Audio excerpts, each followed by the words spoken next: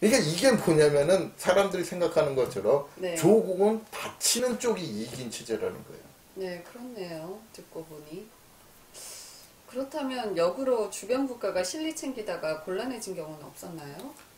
물론 형식적으로라도 복속관계 인정하면 나중에 발목을 잡혀서 감석받은 적도 있어요. 네.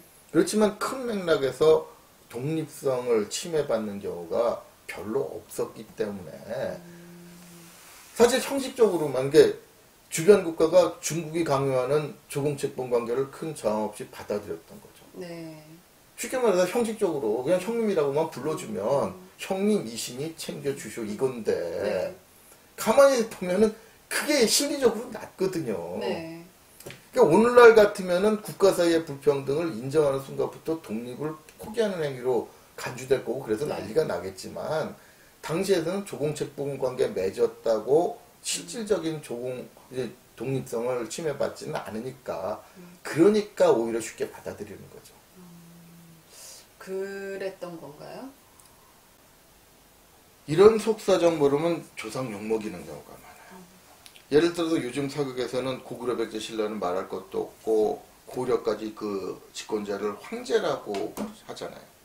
황제라면 천하를 다스리는 천자를 말하는 거고 네. 그러니 중국 제국에도 꿀리지 않은 자주성을 당당하게 표현한 거다.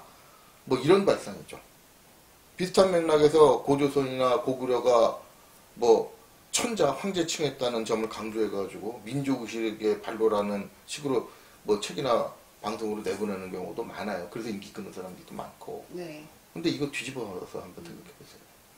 대부분의 시기 동안 황제를 칭하지 않았던 조선의 역사는 뭐가 되는지. 그러니까 우리 현대 국가로 넘어오기 마지막 그 단계가 식민지로 전환된 마지막 단계 조선이잖아요. 네. 그 이전까지 다 자주적인 국가여도 조선이 자주적인 국가 아니면은 네. 그거는 뭐 그 이후부터는 어차피 복속의 역사 돼버리는 건데 그렇게 조선의 역사를 뭘로 만드는지 그래서 조선의 역사를 실제로 굴욕적인 역사라고 생각하는 사람도 제법 있더라고요. 네. 4대주의자들이 집권하면서 나라 망가뜨렸잖아요. 게다가 고구려 백제를 비롯해서 백제 신라 여기다 고려까지도 황제 칭한 역사보다 조공 맞춰가면서 신하를 치는 역사가 더 길다는 사실이 드러나면 어떻게 됩니까? 광개토대왕도 조공 갔어요. 네. 세상에 조공 가는 황제가 어딨어요. 그렇죠. 그러니까 황제라고 말했다는 것만 국수주의자들은 그것만 강조하면 자기가 애국하는 줄 아는데 네. 아니 그 뒤에 조공 갔다는 기록이 없어집니까? 그거 다 드러나는 건 어떡할 거예요? 네. 중국이나 일본에서 그런 자료 하나 안 보고서 의쪽 국수주의자들 주장하는 거 그대로 받아들여줄 것 같습니까? 그러니까 그런 게 드러나면 우리 역사는 통째로 굴욕적인 역사로 둔갑을 할 거고 실제로 저한테 대놓고 그렇게 말하는 사람 많아요. 앞에 나왔던 PD만 해도 해필 또 일본하고 비교해가지고 네. 일본은 옛날부터 민족의식 강해서 중국에 굴욕적인 조공 안 갔는데 우리 역사는 우리 조상들은 후손 창피하게 이런 거 생각 안 하고 네. 비굴하게 살았잖아요. 이렇게 돼버리는 거예요. 이런 게 다 조공에 나오는 왜곡된 역사인식에서 나오는 거거든요. 네. 그 대표적인 게 드라마 주몽이에요. 시청률 50%까지 찍었다 그러는데 네. 네. 이 드라마의 메인 테마가 뭡니까? 부여라는 나라가 당시 한나라한테 조공을 바치려는 압박을 받았는데 네. 금화왕은 그래도 버티려고 애를 썼지만 금화왕의 세 아들 중에서 뭐 대소했던 뭐 연포라는 왕자까지 만들고 네. 그 다음에 이제 셋째가 주몽으로 설정을 해놨잖아요. 네. 근데 두 형들은 지가 권력을 유지하기 위해서 백성들의 부담을 아랑곳하지 않고 조공을 다치지 않은 쪽으로 네. 정책을 가지고 악을 빡빡 썼고 네. 셋째 아들인 주몽만이 백성들의 고통을 이해를 하고 자주적인 국가를 건설하려고 하다 보니까 고구려라는 나라를 건설했다. 이 와중에서 무슨 강철권 개발도 나오고 별소리가 네. 다 나와요. 네. 근데 이거 알고 보면 완전히 근대 발상이죠. 이건 고구려에 대한 드라마가 아닌 거예요. 근대사를 의식하고 이렇게 써놓은 거죠. 네. 조공채권 관계가 특히 이 중원이 손해보는 조공채권 관계를 본격적으로 실행한 시대가 한나라 시대인데 조공 가는 게 왜 손해가 됩니까? 백성들이 왜 고통스럽습니까? 네. 그거는 세금을 걷어가고 이익을 다 왕실이 차지한 게 고통이라면 고통일지는 몰라도 원래는 여기서 바치는 것만큼 뭐 몇 배씩 이익 얻어오는데 네. 그게 손해보는 일이 될 리가 없잖아요. 그렇죠. 근데 드라마를 이렇게 써버리니까 네. 뭐가 되냐는 거죠. 뒤집어 말하면 조공을 간 역사는 다 굴욕적인 역사로 만들어버리는 거예요. 네. 그런 생각을 안 하죠. 조공이 복속이나 굴욕을 뜻했다는 건 사실과 차이가 있다는 뜻이겠네요. 그렇죠. 실제 역사가 조공은 굴복을 의미한다는 식으로 단순 가격 무식하게 해석할 수 있는 경우가 별로 없어요. 특수한 상황에서나 그런 경우가 생겼을 뿐이지. 뭐 예를 들어서 이제 고려가 몽골한테 점령당했을 초기라든가 그것도 초기만 그랬지 나중에는 다 회복돼 버려요. 근데 그런 말하는 사람들이 방송을 만들어서 잘못된 인식을 퍼뜨리고 있는 현실이 답답한 거죠. 특히 점거인내하는 사람들이 사대주의자들이 조선소에서 나라 팔아먹는 헛소리를 강연이나 방송에서 하고 다니고서 이거 뒷목 잡을 일이거든요. 정말 조선을 세운 핵심 대력들이 나라 팔아먹은 사대주의자들이었으면 네. 왜 명나라 태조가 그 핵심 인물인 정도전 잡아보내라고 난리를 쳤겠어요. 정도전은 정도전대로 자기들 손으로 깽판 놓은 요동정벌 다시 추진한다고 난리치고. 그러고 보니 그런 상황은 좀 이상하네요. 그게 명분만 사대라고 해놔서 명에서 받아갈 건 악착같이 받아가면서 돌아서서 챙길 실리 다 챙겨가는 꼴이 명의 붕괴를 살 거거든요. 네. 특히 왜 명태조 주원장이 그렇게 나왔냐면은 여진비족 핑계대면서 북방 영토를 야금야금 먹어 들어오는 수법. 그래서 내용을 아는 사람들에게는 조선 초기의 4대 외교라는 게 이 내용이 실제로는 노골적으로 실리외교 추진한 거라는 평가를 받아요. 그러니까 조공사절본에서 받을 거 다 받았는데 네. 그 다음에 여진족들이 조공 가르비를 방해하니까 우리가 뚫어야 된다고 해서 군대 보내가지고 살살 북방령도 먹어 들어오거든요. 네. 그러니까 원래 고려 때 뭐라고 그랬습니까? 철룡이라는 게 사실 그 조선을 세운 이성계가 네. 원나라에서 벼슬 하고 있었잖아요. 그 네. 아버지 대대로. 네네. 그 땅을 가지고 통째로 고려로 들어버린 거예요. 그러면 명나라 입장에서는 우리가 원의 뒤를 이은 나라인데 원나라가 가지고 있던 철령, 이거 고기 왜 상성총과부 니네가 가져가는데 이거 내놓으라 그랬더니 네. 그것 때문에 최영이 요동 정보를 보낸 거잖아요. 거기서 돌아온 이성계가 나중에는 안 주잖아요. 네네네. 아니 자기가 요동접을 안 하고 권력 잡았으면 혹시 줄 것 같아가지고 이거 싸움 없이 어떻게 해결되는 거 아니냐 쳐다보고 있었는데 안 주거든요. 네. 뭐 쌍성총과부만 안 줍니까? 슬슬 밀고 올라가지고 이제 압록강 두만강 쪽으로 올라가니까 이것저것들 말은 형님이라 그러는데 이거는 받아갈 거 다 받아가서 영토까지 다 챙기고 네. 뭐냐 이렇게 된 거예요. 그러니까 이제 조선 후기 성리학 원리주의자들 집권해서 편정책은 조금 다른데 네. 역사 껍데기만 아는 사람들이 이런 내용 구별 안 하고 도매금으로 조상몰이 하는 거죠. 근데 이것도 알고 보면 식민사학자들 영향이에요. 식민사학자들은 오히려 구별하고 싶어 하지 않거든요. 오히려 그 사람들 얘기 퍼뜨리면서 자기들이 대단한 민족주의자고 대단한 애국인 하는 것처럼 떠드는 거예요. 조선 초기에 굴욕적인 4대 외교를 했다는 인식도 식민사학의 영향이라는 얘기겠네요. 그렇죠. 근데 그렇게 몰리는 건 조선뿐만이 아니라는 거예요. 조선은 당연하다는지 모는 거고요. 네. 이전 역사라고 뭐가 다르겠어요. 그런 일에는 중국 쪽 학자라는 사람들도 적극적으로 가세를 합니다. 예를 들어서 백제 때부터 네. 비굴하게 중원의 속국 행세를 하고 있었다는 식으로 주장하는 중국 학자 논문 많아요. 네. 저도 직접 봤는데 그 근거로 제시되는 대표적인 사례가 백제가 북에 보낸 국서예요. 지금 말로는 외교문서죠. 네. 자, 지금 자료화면 보시면 여기에는 신, 번병 이걸 자처하면서 시작을 합니다. 이것도 모자라가지고 황제폐하는 천명의 화합하시니 우러러 사모하는 점을 이길 수 없다느니 황제의 궁궐에 도달해서 신의 뜻을 펴 드러낼 수 있다면 그 소식을 아침에 듣고 저녁에 줘도 여한이 없겠다. 이런 소리를 하면서 도처에 북위 황제에 대한 노골적인 아부가 넘쳐나고 있어요. 북위 쪽에서도 자기들이 천하를 아우르고 있고 그 뜻을 따르지 않는다면 고구려를 비롯한 어떤 나라도 웅진대산에서 벗어날 수 없다. 이런 식으로 대응을 해요. 네. 그러니까 요 내용만 딱 떼서 읽어보면은 백제 역사 자체가 비굴한 속국의 역사의 것처럼 인식하기가 쉽죠. 네, 네. 어떤 주권학자는 실제로 그렇게 주장을 합니다. 우리 사회 내부에서도 실제 신화가 아니었으면 이렇게까지 비굴한 태도를 보였을 리가 없지 않겠느냐 하는 경우가 많아요. 사실 저 자료만 보면 그렇게 생각하게 되겠는데요. 그런데 국서 후반부와 이후 전개되는 상황을 보면 보이는 게 전부가 아니라는 게 확실해집니다. 그걸 안 보고 얘기하는 거예요.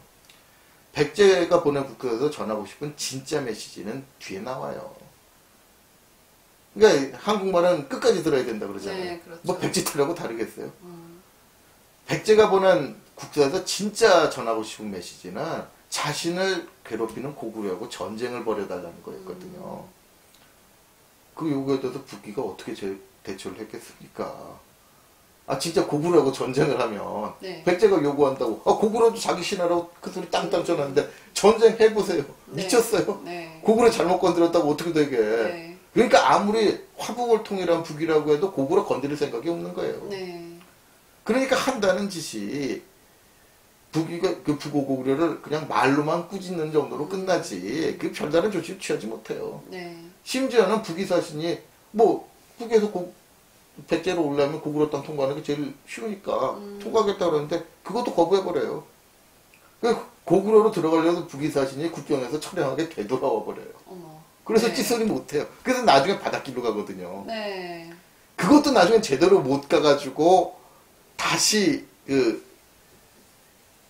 나중에 다시 보내게 되는데 네. 황제를 칭했던 북위의 위상이 오랑캐라고 여기던 나라에게 어느 정도를 실질적으로 네, 어떻게 네. 받아들여지 적나라하게 드러나는 셈이죠. 그러면 북위가 이렇게밖에 못하는 꼴을 본 백제는 어떻게 했느냐. 원망하면서 조금 끊어버렸잖아요. 그게 가능한 건가요? 그러니까 조공은 제후가 천자에게 바쳐야 될 당연한 예라고 하니까 원칙대로만 하자면 저기 요구 들어주지 않는다고 그거 요구도 보통입니까? 고구려하고 전쟁해달래요. 네. 말 같은 요구를 보내줘야지. 네. 아니 우리가 미국한테 중국하고 전쟁해달라고 해주겠어요. 이런 요구를 했는데 그냥 그 요구 안 받아들였다고 조공 끊는 거는 예를 저버리는 행위로 보면은 무례도 보통 무례한 게 아니죠. 네. 천자 입장에서 오히려 그걸 당장 응징해야 될 네. 생각이죠. 근데 백제는 태연히 그런 생각 버리고 북이는 별다른 응징도 못했어요. 아 그리고 오히려 다음부터는 보란듯이 그때 중국이 남북조 시대잖아요. 네. 북쪽에 북위가 있으면 남쪽에는 이제 송제양진으로 이어지는 남조 왕조가 네. 있었거든요. 보란듯이 니네하고 대립하고 있는 너 내 요구 안 들어줬으니까 나는 얘네들하고 친할 거야 하고 거기다가 외교사절을 보내요. 그래서 백제가 주로 남조하고 조공을 거래를 했다. 네. 교류를 했다는 얘기가 요것만 국사책에서 따로 떼서 얘기를 하니까 그렇지. 실제로는 북이 애들한테 무리한 요구를 했다 안 들어주니까 보란듯이 반대쪽하고 얘기한 거예요. 네. 그러니까 실제로 백제가 북이 신하였다면 요구 들어주지 않는다고 조공을 끊어버리고 그 대립하는 나라한테 조공하는 사태가 일어날 수가 있었겠냐고요.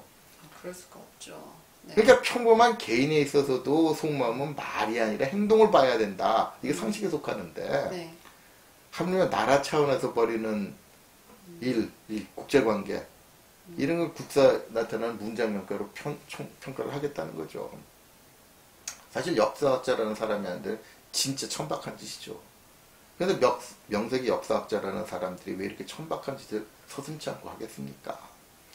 일본이나 중국이나 네. 한국은 옛날부터 남들에게 복속되어 있었다고 믿게 만들고 싶어 하거든요. 그래야 자기들 현재 유리하니까. 네. 근데 이런 짓 학자라는 사람들이 나서 바람 잡아주는 거. 뭐 역사학의 역할을 할 때 일부 얘기했지만 이런 것도 어디나 다를 거 없으니까요. 결국 이 문제도 학자라는 사람들이 나서서 사실을 왜곡시키는 경우가 되겠네요. 그렇다면 이 때문에 굴욕을 받아들여서 나라 팔아먹었다고 몰린 조상들이 억울하겠는데요? 사실 조선 초기만 해도 예법을 지키기 위한 사대를 한 게 아니거든요. 겉으로만 예법을 해서고 실제로는 챙길 거 다 챙길 수 있었기 때문에 형식적인 사대 관계에 구애를 받을 필요가 없었던 거고. 네. 그래서 사대라는 말 자체가 그 시대에는 현대사회에서 쓰이는 것처럼 흉악한 뜻으로 쓰일 필요가 없었던 거죠. 결과적으로 사대주의라는 말도 전근대하고 네. 근대의 세태 변화를 반영하는 대표적인 용어가 되어버린 겁니다. 알고 보면 단순하지 않은 측면이 많네요. 또 당시라고 항상 중국 한족을 중심으로 한 조공책봉 관계가 고정불변으로 유지되어 온 것도 아닙니다. 전근대 역사를 쭉 보면은 언제든지 자기에게 유리하게 이용할 수 있는 여지가 있었던 거죠. 심지어는 주변 세력이 강해져가지고 관계가 역전이 되면 네. 조공 바치던 나라가 역으로 조공을 요구하기도 했어요. 어, 그 대표적인 경우가 네. 이제 중국의 5대 식국, 당나라가 망하고 중원이 혼란으로 들어가던 요 시기인데 중원 국가들이 오랑캐로 여겼던 요 나라에 네. 굴복을 해가 요 거란족 세력이 커져가지고 요 나라가 이제 힘이 커지니까 여기에 굴복을 해가지고 요 나라에 조공을 바쳤어요. 그런 적도 있거든요. 네. 그러니까 이외에도 이런 케이스가 많고 우리 역사에서도 고려나 조선도 비슷한 경우가 있었잖아요. 고려를 부모의 나라로 섬긴다는 여진족. 사실 이건 교류인이 아니라 그냥 네. 우리가 이제 그 받아들여준다는 야인이라고 불렀잖아요. 네네. 이런 여진족이 금을 세우고 세력이 커지니까 고려에 군신관계 맺자 이거예요. 네. 자기들이 군이고 네가 신하다 이거야. 그리고 조공 바칠 것을 요구해가지고 결국 관철시켰잖아요. 네. 청나라 때도 조선도 처음에는 뭐 저항을 하더니 그 저항받은 사람이 뭐 병자호란 뭐 걷고 나서 이제 되게 당하고 나중에 네. 청해 중원에서 중심국가가 되고 나니까 언제 그랬냐는지 도로 받아들였어요. 처음에는 뭐 명예후 뒤를 우리가 이었더니 소중하니 이런 소리 하다가 네. 청나라가 기득권 딱 차지하니까 언제 그랬느냐는 짓이 그런 말을 했던 후손들이 네. 청을 종주국으로 모셨잖아요. 이러니까 겉으로 세워진 명분 뒤에서 전혀 다른 현실이 전개될 수 있다는 것이고 명분을 중시하는 사회일수록 오히려 반대로 원칙과 현실의 괴리가 커지기 마련입니다. 전근대 동아시아의 국제 질서가 그 전형적인 패턴을 보여주는 거죠. 이래서 당시에 힘 있는 주변 세력이라도 조공책봉 같은 형식적 불평등 관계를 굳이 네. 거부할 필요성을 느끼지 않았어요. 언제든지 자기 세력이 커지면 중국에서 설정해 놓은 체제를 자기 중심으로 재설정해 버리면 그만이었으니까요.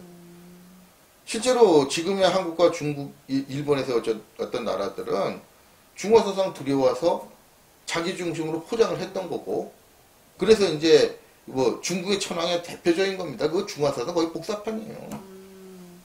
이걸 근대에 접어들어서 민족이라는 이름으로 다시 포장한 거예요.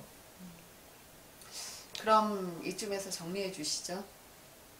네, 중화사상이란 중원을 차지한 세력이 자신들의 지배를 정당하기 위해서 만들어진 논리에 그 뿌리를 두고 있다고 할 수 있습니다.